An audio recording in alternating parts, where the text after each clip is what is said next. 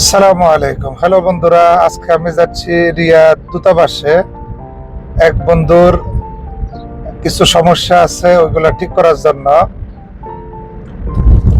এখন রাত্রি 3:54।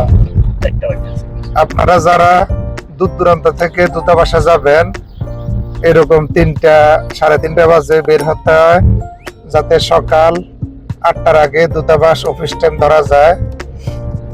সাথে থাকুন আমাদের, দেখুন বিস্তারিত। ফাঁতে বিরতি দিলাম তেলের আর ফজরের নামাজের। এখানে একটা সাসকো মাহাত্তা আছে, হলো আমাদের মতুয়া। এটা হলো নাখলা।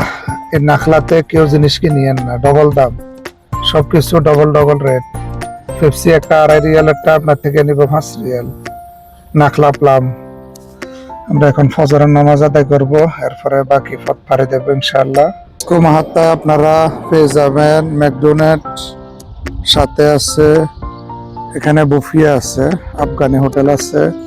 এই সুন্দর মসজিদে আমরা নামাজ আদায় করে নিলাম। এটা বুরাইদার লাস্ট বর্ডারে পড়ছে। বুরাইদার এই ফার্স্টে রাস্তার মাঝখানে একবারে গাছ গাছালি, ঠিক মতো সব বড় বড় গাছ লাগাই রাখছে। সুন্দর আছে। এটা তো সরকারি চেক চলবে। রিয়াদ ঢুকতেই একটা মাহাত্তায় যাত্রা বিরতি করলাম। আছে মতুয়া, বুফিয়াতে নাস্তা করব, সাথে তেল ডালবো। এখান থেকে 30 কিলোমিটার দূরেই সাফারা এম্বাসি আল ইয়েমেনি। এখানে আমরা অর্ডার করলাম মোশাক্কেল, আর মতুয়া অর্ডার করছে ডিম আর পরোটা। আর কি খাবে মতুয়া? জুস আইটেম, ময়া না ওইখানে ওই দোকান থেকে নেবো, সমস্যা নেই। বুফিয়ার ইয়েমেনি পুরান রুটি দিয়া মোশাক্কেল দিয়ে দিস, দুঃখজনক।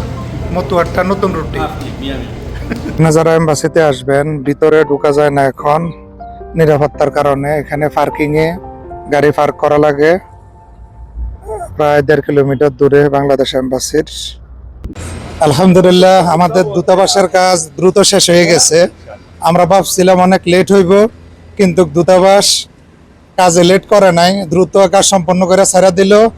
আপনারা যারা দূতাবাসে আসবেন আউটপাস নেওয়ার জন্য, তারা অবশ্যই পাসপোর্টের ফটোকপি, আকামার ফটোকপি সাথে নিয়ে আসবেন। কি কর্ম তো? হ্যাঁ, এই সব তথ্য আমার সবচেয়ে কথা ভালো হয়েছে জানা দরকার। আপনার কফিল কোন জায়গার, এটা সবচেয়ে জরুরি। হ্যাঁ, আপনার কফিল কোন জায়গার, এই জিনিসটা অবশ্যই মক্তব থেকে বাইর করে নিয়ে আসবেন। ভালো লাগলে ভিডিওটি শেয়ার করে দিয়েন প্রবাসীদের জন্য। ধন্যবাদ সবাইকে।